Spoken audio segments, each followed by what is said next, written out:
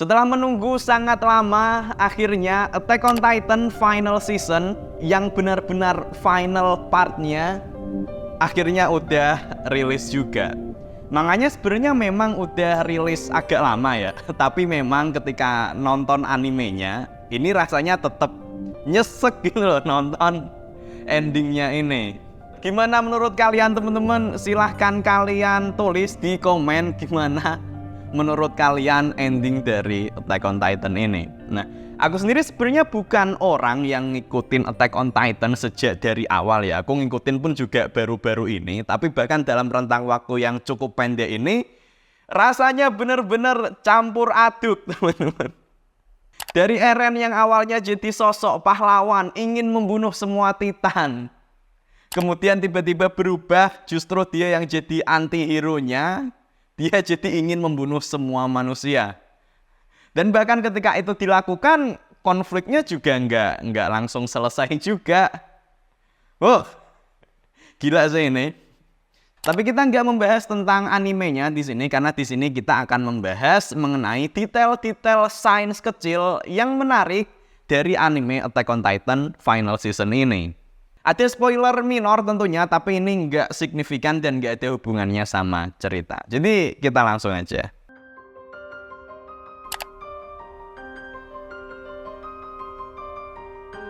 Oh my god, udah mulai muncul Colossal Titannya.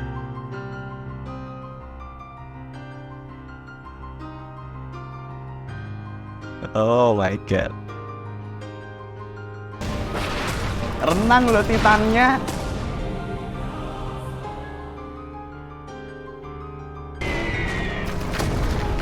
Titan segede ini berenang di lautan. Oke, kita stop di sini dulu karena ini adalah bagian yang cukup menjadi pertanyaan. Bahkan untuk diriku sendiri, aku pun juga bertanya-tanya, yaitu tentang bagaimanakah nanti Colossal Titan ini ketika bergerak melewati lautan. Ada yang mengira mungkin Colossal Titan-nya akan napak terus di tanah sampai ke dasar laut. Ada yang mengira juga Colossal Titan-nya mungkin akan berenang, tapi kok agak aneh kalau berenang karena makhluk segede itu. Dan ternyata kalau kita lihat di sini di animenya terlihat jelas bahwa memang Titannya di sini mereka berenang. Tapi bagaimanakah menurut fisika? Nah, sebenarnya kalau kita tarik ke fisika, justru dari awal aku mengira bahwa Colossal Titan ini nanti ketika mereka melewati lautan, justru mereka akan mengambang. Mereka akan berenang, tapi berenang yang model mengambang. Sementara kalau yang di sini tadi, mereka berenang tapi kan melayang di dalam air kan. Loh kok gitu? Padahal kan Titan itu berat banget kan?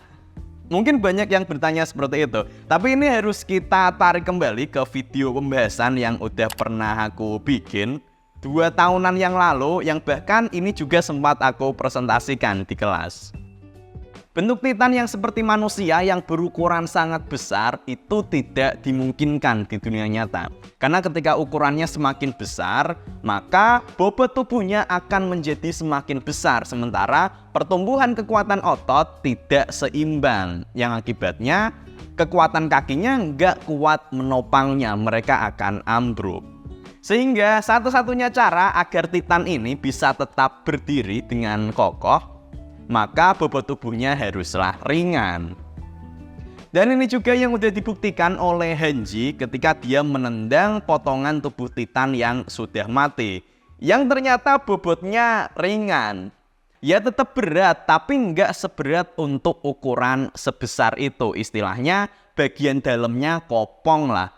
Karena kerapatan masanya atau massa jenisnya nilainya rendah. Ketika ada sebuah benda dengan nilai massa jenis yang rendah di bawah massa jenis air, maka yang terjadi ketika mereka masuk ke dalam air adalah mereka akan mengambang. Karena gaya angkat dari air lebih besar nilainya daripada berat tubuh mereka. Tapi ternyata kalau kita lihat di animenya, di sini mereka nggak ngambang, mereka renang biasa sambil melayang. Tapi ini masih lumayan masuk akal teman-teman, daripada kalau Titannya harus napak sampai jalan di dasar laut.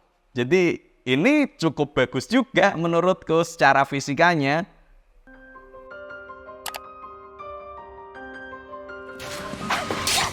Ih, kasihan Ymir.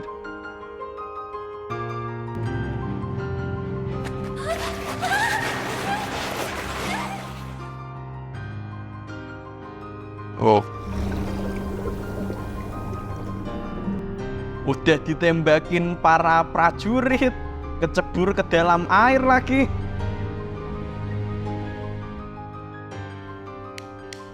Oke.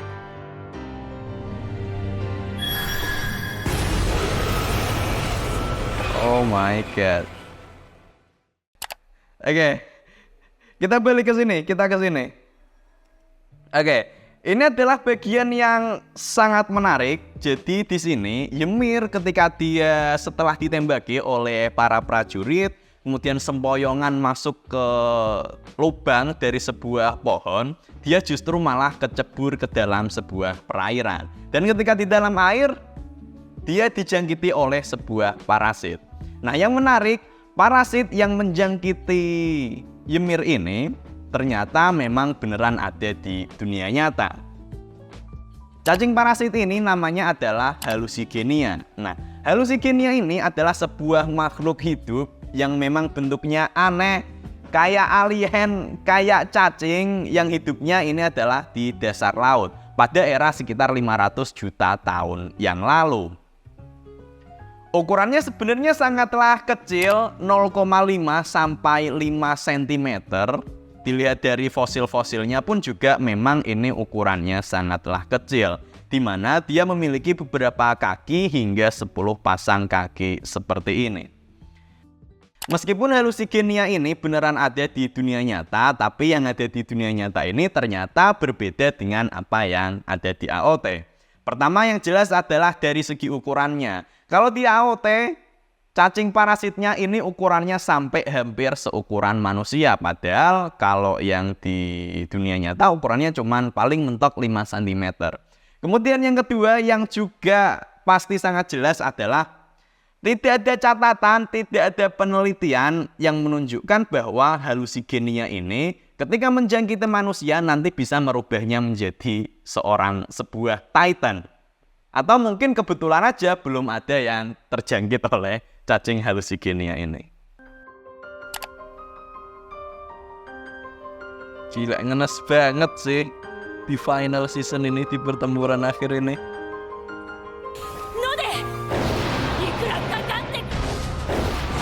Weh, sejak kapan jauh titannya Falco punya sayap dan bisa terbang? Loh iya ya, seingatku ketika Falco berubah jadi jauh titan pas ketika di pelabuhan itu jauh titan biasa deh, nggak ada sayapnya deh. Kok bisa tiba-tiba di sini dia jadi jauh titan yang punya sayap? Ini pertanyaan pertama yang aku masih belum tahu jawabannya apa. Silakan yang lebih paham, yang lebih ngikuti mendalam animenya, tolong bantu dijelaskan kenapa Falco bisa punya sayap. Dan kemudian pertanyaan yang kedua, ini yang lebih ilmiah, adalah apakah Titan sebesar itu bisa terbang?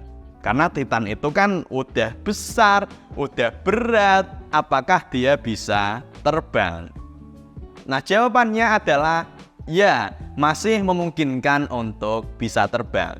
Jadi sebenarnya untuk membuat sebuah benda bisa terbang yang dibutuhkan sebenarnya adalah sangat simpel, yaitu gaya angkat ke atas yang nilainya minimal sama atau bahkan lebih besar daripada gaya berat.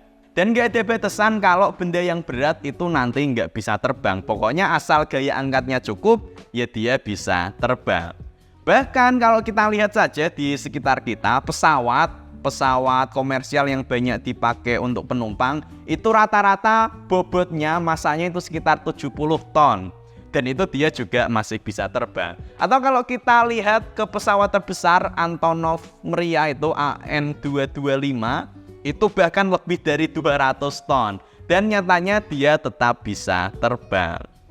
Nah, salah satu syarat agar benda yang berat tersebut bisa mendapatkan gaya angkat yang cukup, salah satunya bisa dilakukan dengan bergerak dengan kecepatan yang tinggi. Karena kalau kecepatannya tinggi, gaya dorong dari sayap juga nanti nilainya akan menjadi semakin besar. Dan kebetulan yang ada di anime ini, di sini cukup bagus digambarkannya karena memang di sini digambarkan Falco terbangnya cepat. Bukan yang bergerak lambat dan bisa terbang, apalagi kalau sambil diem dan mengepakkan sayap gitu ya, kayak burung-burung kecil, itu kemungkinan besar nggak mungkin. Tapi di sini penggambarannya di sini udah sangat oke karena Falco bergerak terbang dengan kecepatan yang tinggi.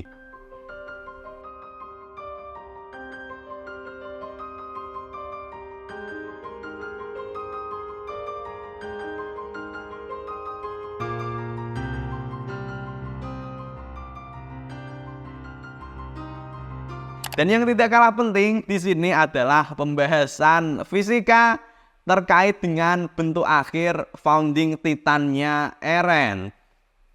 Oke, ini bentuk titan yang benar-benar aneh ya, kayak kuyang, tulang belulangnya sangat banyak, terus sangat panjang. Padahal kalau kita lihat bentuk founding titannya Ymir atau keluarga Reis, ya memang ada bentuk skeleton-skeletonnya ya, tapi enggak yang semasif punya Eren. Dan terkait dengan bentuk titannya Eren ini, ada sebuah pertanyaan fisika penting menurutku. Gimana caranya dia berdiri dan berjalan? Maksudnya gini, bentuk titannya Eren kan dia memiliki sepasang kaki di belakang. Lalu dari situ menjulur skeleton tulang belulang, tulang punggung yang menjalar sampai jauh ke depan. Dan kalau kita lihat dari scene-scene yang ada, bagian skeleton ini posisinya melayang loh. Nah ini yang tidak memungkinkan secara fisika menurutku teman-teman. Kenapa? Karena kalau seperti ini pasti nanti titik pusat masanya posisinya ada di tengah. Sementara titik tumpuannya ada di belakang, di kaki. Dan kalau ada komponen gaya seperti ini pasti nanti harusnya Eren akan kejungkel ke depan.